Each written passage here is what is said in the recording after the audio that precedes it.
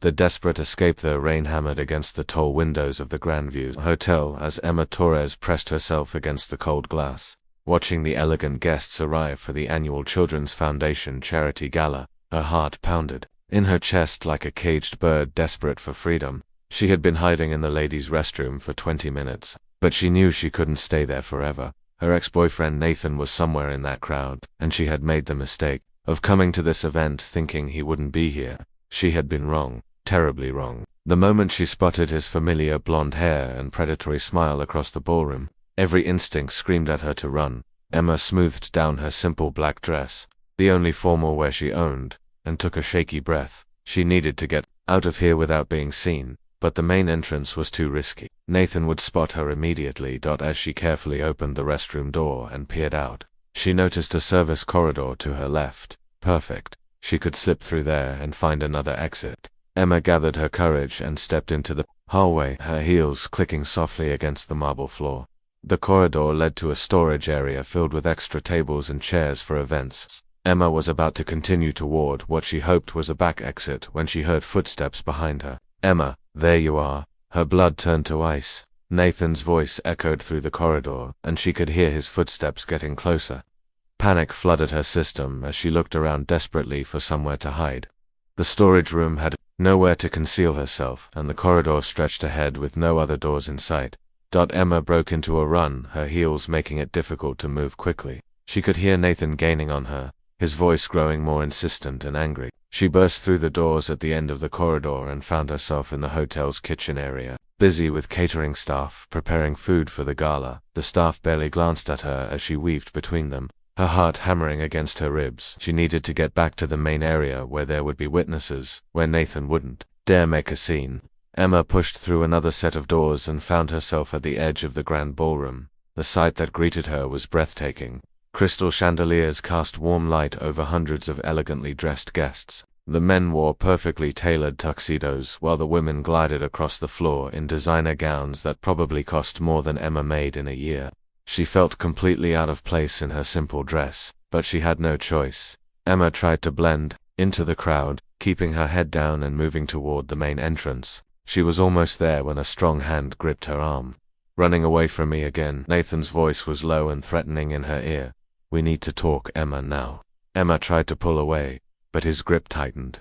Several nearby guests glanced their way, and she saw the curiosity in their eyes. Nathan was smart enough to keep his voice down and maintain a smile, making it look like a normal conversation to anyone watching. "Let go of me," Emma whispered, her voice trembling with fear and anger.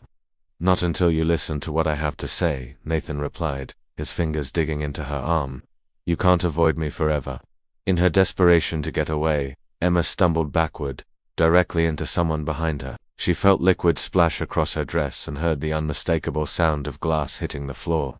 She had collided with a waiter carrying a tray of red wine. "Oh no, I'm so sorry," Emma gasped, turning to face the person she had bumped into. It wasn't the waiter. Standing before her was the most striking man she had ever seen. He was tall, probably 6'2", with broad shoulders that filled out his perfectly tailored black tuxedo.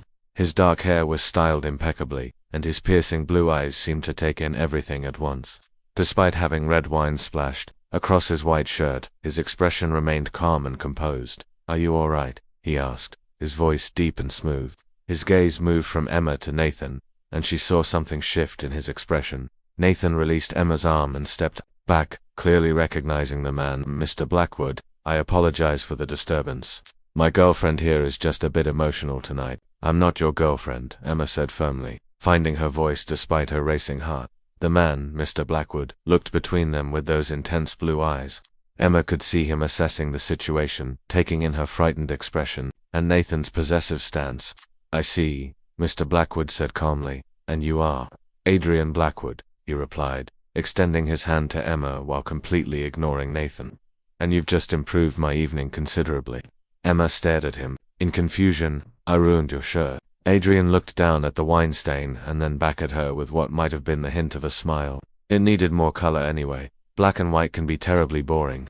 Nathan stepped forward aggressively. "Look, we don't need to involve anyone else in this. Emma and I just need to have a private conversation." "I don't think the lady wants to have that conversation," Adrian said. his voice remaining calm but taking on an edge that made Nathan step back. Emma found herself caught between relief and disbelief. This stranger, this incredibly handsome and obviously wealthy stranger, was standing up for her. She had heard the name Blackwood before. Everyone in the city had. The Blackwood family owned half the real estate in town and had their fingers in dozens of successful businesses.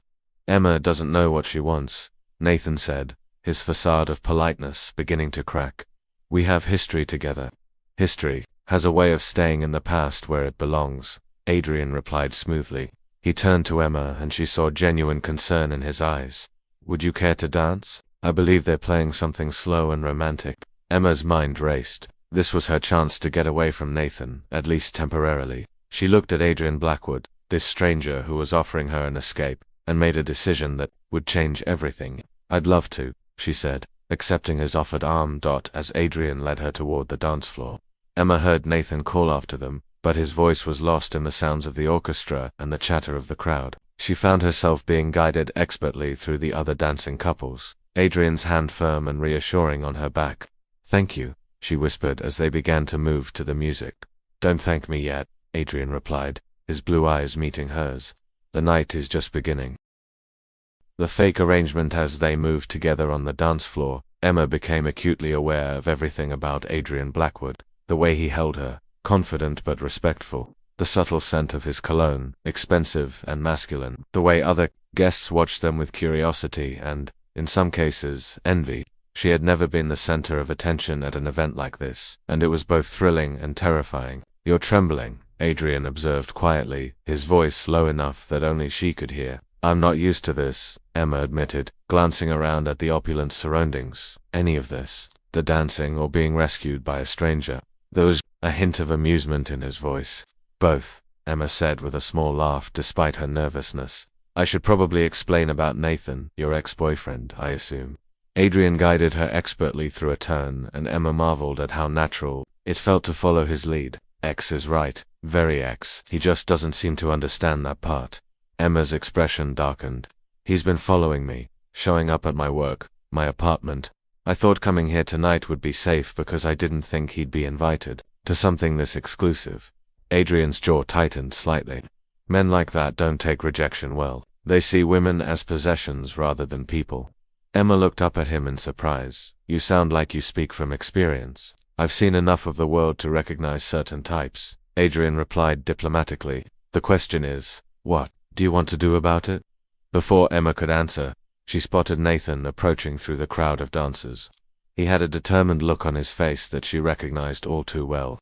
It was the same expression he wore whenever he decided he was going to get his way, regardless of what anyone else wanted. He's coming over here, Emma whispered, instinctively moving closer to Adrian. Adrian followed her gaze and nodded. I see him. Do you trust me? The question caught Emma off guard. She barely knew this man, but something in his steady blue eyes made her feel safer than she had in months. Yes, she said without hesitation. Good. Follow my lead. Nathan reached them just as the song was ending. He had composed himself and put on his most charming smile, but Emma could see the anger simmering beneath the surface. Mind if I cut in? Nathan asked, directing the question to Adrian but keeping his eyes on Emma. Actually, I do mind, Adrian replied smoothly, keeping one arm around Emma's waist. You see, Emma and I have some catching up to do. Nathan's smile faltered. Catching up? You two know each other. Emma opened her mouth to respond, but Adrian spoke first. Of course we know each other. Emma is my girlfriend. The words hung in the air like a bombshell. Emma stared at Adrian in shock while Nathan's face went through several expressions before settling on disbelief. Your girlfriend? Nathan laughed, but it sounded forced. That's impossible. Emma works at a bookstore. She's not exactly in your social circle, Blackwood. Adrian's expression hardened at Nathan's dismissive tone. My girlfriend works at Morrison's Literary Haven because she loves books and believes in supporting local businesses. It's one of the many things I find attractive about her. Emma was amazed at how smoothly Adrian delivered the lie, as if they had rehearsed it. He even knew where she worked, which meant he had been paying attention during their brief conversation. Emma, Nathan said, his voice taking on a pleading tone. You don't have to do this. We can work things out. There's nothing to work out, Emma said, finding her courage. I've moved on, Nathan. We're over with him. Nathan gestured dismissively at Adrian. Come on, Emma. Be realistic. What could you possibly have in common with a billionaire? You think this is real? Emma felt heat rise in her cheeks, partly from embarrassment and partly from anger. Nathan was trying to make her feel small and unworthy, just like he always had during their relationship. Adrian stepped closer to Nathan, and despite being roughly the same height, something about his presence made Nathan take a step back. I think, Adrian said in a voice that was perfectly calm but somehow threatening, that you should leave now, and I think you should stop bothering Emma, or we're going to have a very different kind of conversation. Nathan looked around, and seemed to realize that they were attracting attention. Several other guests were watching the exchange with interest, and Emma could see him calculating whether it was worth making a bigger scene. This isn't over, Nathan said to Emma, but his voice lacked its earlier conviction. Yes it is, Adrian replied before Emma could respond. Don't make me explain it to you again. Nathan glared at both of them before stalking away, disappearing back into the crowd. Emma let out a breath she didn't realize she had been holding. Thank you, she said, looking up at Adrian. But you didn't have to lie for me. Who says I was lying? Adrian asked, and Emma couldn't tell if he was serious or not, before she could ask what he meant. An older woman in an elegant silver gown approached them. She had perfectly styled grey hair and kind eyes that reminded Emma of her grandmother. Adrian, darling, the woman said, kissing both of his cheeks. I was hoping I'd see you tonight. And who is this lovely young lady? Mrs. Henderson. I'd like you to meet Emma Torres, Adrian said smoothly. Emma, this is Margaret Henderson. She's the founder of the Children's Foundation. It's wonderful to meet you, Emma said, suddenly nervous about meeting someone so important. The pleasure is mine, dear, Mrs. Henderson replied warmly. Adrian has told me so much about you. Emma shot Adrian a questioning look, but he maintained his composed expression. All good things, I hope, Emma managed to say. Oh, absolutely. He mentioned you work with books. How marvelous. We're always looking for volunteers to help with our literacy programs. As Mrs. Henderson chatted with Emma about the Foundation's work, Adrian watched the interaction with growing interest. Emma's genuine enthusiasm for books and education was evident, and she asked thoughtful questions about the programs. She wasn't just making polite conversation, she was truly engaged. I should let you two get back to your evening, Mrs. Henderson said eventually. Emma, I do hope you'll consider volunteering with us. We need more young people with your passion. After Mrs. Henderson moved on, Emma turned to Adrian with wide eyes. You told her about me, but we just met 20 minutes ago. Adrian smiled, and Emma realized it was the first real smile she had seen from him all evening. It transformed his entire face, making him look younger and more approachable.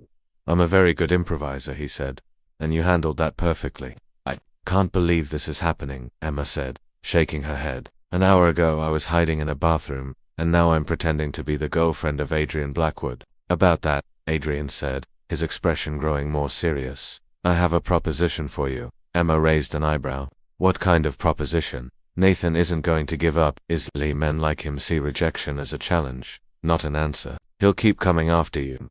Emma's heart sank because she knew Adrian was right.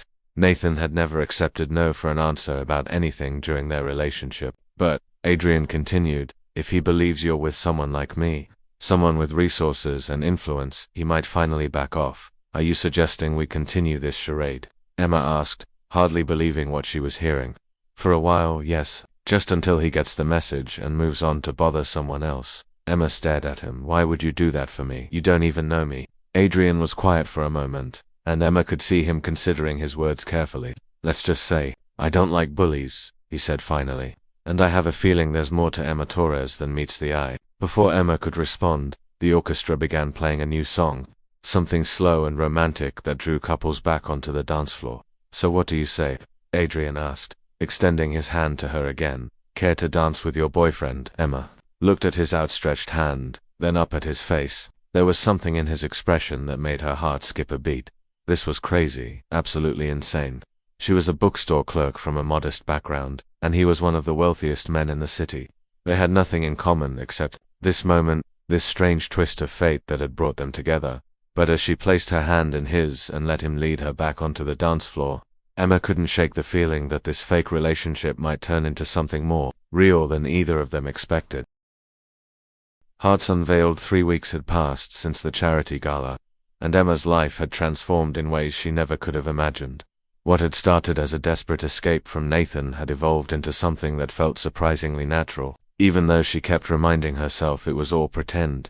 Adrian had been the perfect fake boyfriend. He picked her up from work in his sleek black car, took her to elegant restaurants where the waiters knew him by name, and introduced her to his circle of friends and business associates as if she truly belonged there. More importantly, Nathan had finally stopped his relentless pursuit, apparently convinced that Emma was now under Adrian's protection, but somewhere along the way, the lines between pretense and reality had begun to blur. Emma found herself looking forward to their dinners together, not because of the expensive food or luxurious settings, but because of Adrian himself.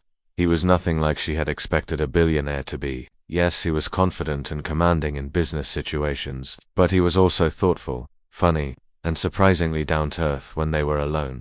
He asked about her dreams of opening her own bookshop someday, listened intently when she talked about her favorite novels, and even started reading some of the books she recommended. In return, he shared stories about his childhood, his complicated relationship with his demanding father, and the pressure of running a business empire had inherited rather than chosen. Tonight was different though. They were attending the grand opening of a new art gallery, and Emma could sense an undercurrent of tension that hadn't been there before. Adrian seemed distracted, checking his phone more frequently and scanning the crowd with unusual intensity. "Is everything all right?" Emma asked, as they stood before a particularly striking abstract painting. She wore a deep blue dress that Adrian had insisted on buying for her, despite her protests about the expense. "Nathan is here," Adrian said quietly, nodding toward the far side of the gallery. Emma's stomach dropped. She followed Adrian's gaze, and spotted her ex-boyfriend near the wine bar wearing a rented tuxedo that didn't quite fit right. He was talking animatedly to a woman Emma didn't recognize, but his eyes kept darting toward where she and Adrian stood. "I thought he had given up," Emma whispered, instinctively moving closer to Adrian. "So did I, but men like Nathan don't give up easily. They just get more creative." As if summoned by their conversation, Nathan began making his way across the gallery toward them. He wore a smug expression that Emma remembered all too well, the look he got when he thought he had figured out an angle to get what he wanted. "Emma, Adrian," Nathan said as he approached, his voice overly friendly. "What a surprise to see you here." "Not really," Adrian replied coolly. "We attend most gallery openings in the city." "Right, of course you do," Nathan said with a knowing smile. "It must be nice, playing in circles you never dreamed of reaching." Emma felt her cheeks flush with embarrassment and anger. "I'm not playing at anything, Nathan, aren't you?" Nathan's smile widened. "Come on, Emma, we both know this whole thing is ridiculous. You and Adrian Blackwood, please. What happens when he gets bored and moves on to someone more suitable?" "That's enough," Adrian said, his voice carrying a warning, but Nathan wasn't finished. He had clearly been building up to this confrontation, and he wasn't going to be deterred. "I did some research, Emma," Nathan continued, pulling out his phone. "Do you know how many women Adrian Blackwood has been photographed with in the past 5 years? Dozens, models, actresses, socialites, all beautiful, all from the right families, all lasting about 6 months before he moved on to the next one." Emma felt as if she had been slapped. She looked at Adrian, whose jaw was clenched tight, but he didn't deny Nathan's accusations. "The thing is," Nathan pressed on, "none of them were bookstore clerks from the wrong side of town. None of them were completely out of their league. So what makes you think you're any different?" "Stop," Adrian said, stepping forward, but Nathan held up a hand. "I'm just trying to save Emma from inevitable heartbreak," Nathan said with full sincerity. "When this fantasy ends, and it will end, I'll still be here. I know who you really are, Emma. I accept you for who you are, not for who you're pretending to be." Emma felt tears prick at her eyes, not because she believed Nathan, but because his words had touched on her own deepest fears. She had been wondering the same thing for weeks. What was a man like Adrian Blackwood doing with someone like her? Even if their relationship had started as fake, she had begun to hope that his feelings had become real, just as hers had. "You're right about one thing," Emma said quietly, surprising both men. "I am completely out of my league here." Adrian turned to look at her, concern evident in his eyes. "Emma, don't listen to him, but that doesn't mean I don't belong here," Emma continued, her voice growing stronger. "And it doesn't mean I'm going to run away just because someone tries to make me feel small." She stepped closer to Nathan, meeting his gaze directly. "You want to know the difference between you and Adrian? Adrian has never once made me feel like I wasn't good enough. He's never tried to control me or make me doubt myself. You, on the other hand, spent our entire relationship trying to diminish me, to make me dependent on you so I wouldn't have the confidence to leave. Nathan's smug expression began to falter. Emma, I was trying to protect you. No, you were trying to control me. There's a difference. Emma turned to Adrian, her heart pounding. And as for you, I don't care how many women you've dated or how long those relationships lasted. What matters is what's happening between us, right here, right now. The gallery had grown quiet around them, and Emma realized that other guests were watching the drama unfold, but she was past caring about making a scene. I've spent the last 3 weeks falling in love with you, Emma said to Adrian, her voice clear and steady despite her racing heart. I don't know if this relationship started as real or fake, but I know how I feel, and if you don't feel the same way, if this has all been just an elaborate performance for you, then I'd rather know now. Adrian stared at her for a long moment, his blue eyes intense and unreadable. The silence stretched on until Emma began to wonder if she had made a terrible mistake. Then Adrian smiled, the same genuine smile that had first made her heart skip a beat at the charity gala. I've been falling in love with you since the moment you spilled wine on my shirt, he said, stepping closer to her. Every day for the past 3 weeks, I've had to remind myself that this was supposed to be pretend, that I was supposed to keep my distance, but somewhere along the way you became the most real thing in my life. Adrian took her hands in his, oblivious to the watching crowd. I don't care about your background or your job or what anyone else thinks. I care about the way you light up when you talk about books. I care about your kindness, your strength, your ability to see the good in people even when they don't deserve it. I care about the fact that you make me want to be a better man. Emma felt tears spill down her cheeks, but this time they were tears of joy.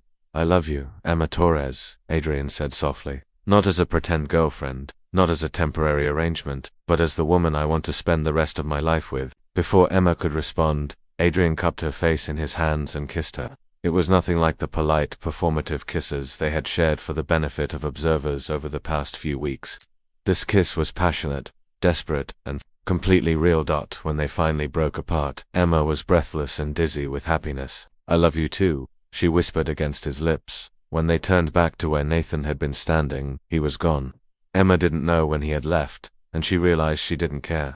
Nathan was part of her past, but Adrian was her future. So, Adrian said, his arms still around her, what do you say we get out of here and have a real conversation about what happens next? Emma smiled up at him, feeling happier and more confident than she ever had in her life. I say yes, she replied, to everything. As they walked out of the gallery together, hand in hand, Emma knew that their story was just beginning. What had started as a desperate escape had become something beautiful and true.